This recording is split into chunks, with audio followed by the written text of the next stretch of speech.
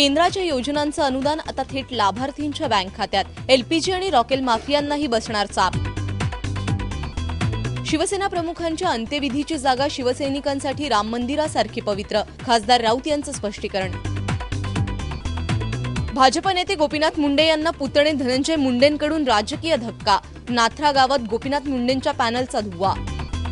केंद्र सरकारकडून येणाऱ्या योजनांच्या अनुदानाचे पैसे आता आधार कार्डच्या मदतीने थेट लाभार्थींच्या बँक खात्यात जमा होणार आहे। दिल्लीमध्ये केंद्रीय अर्थमंत्री पी चिदंबरम आणि केंद्रीय ग्रामीण विकास मंत्री जयराम रमेश यांनी ही घोषणा केली आहे। एलपीजी आणि रॉकेलवरील अनुदानाची रक्कमही थेट लाभार्थींच्या खात्यामध्ये जमा होणार आहे। यामुळे देशभरातील एलपीजी आणि रॉकेल माफियांना चाप बसणार आहे। देशामध्ये 1 जानेवारी 2013 पासून टप्प्याटप्प्याने ही योजना सुरू होणार आहे।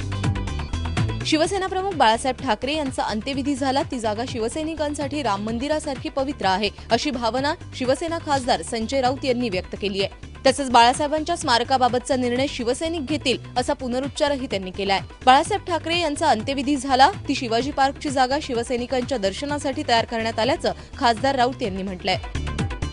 भाजपा खासदार गोपीनाथ मुंडे यांना त्यांच्या नाथरा या गावामध्येच राजकीय धक्का बसलाय।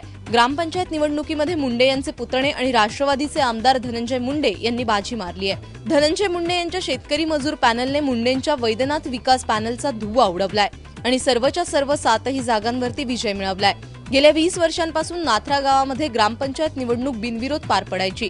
या पंचायतीवर 20 वर्षांपासून गोपीनाथ मुंडे यांचं वर्चस्व होतं। फेसबुकवरती कॉमेंट करणाऱ्या पालघरमधील मुलींना अटक करणाऱ्या 2 पोलीस अधिकाऱ्यांना सेवेतून निलंबित करण्यात आलंय। राज्याचे गृहमंत्री आर पाटील यांनी आज या संदर्भात माहिती दिली। ठाणे ग्रामीणचे पोलीस अधीक्षक रवींद्र सेनगावकर आणि पोलीस निरीक्षक श्रीकांत पिंगळे यांना निलंबित करण्यात आलंय। सोलापुरात आज रिक्षा चालकांनी वाहतूक पोलिसांच्या कार्यालयासमोर धुडगूस घातला। अवैध रिक्षांवर कारवाई करण्याच्या मागणीसाठी रिक्षा चालकांनी अचानक मोर्चा काढला। यावेळी रिक्षा चालकांनी वाहतूक पोलीस कार्यालयासमोर रिक्षा लावून रस्ता अडवला।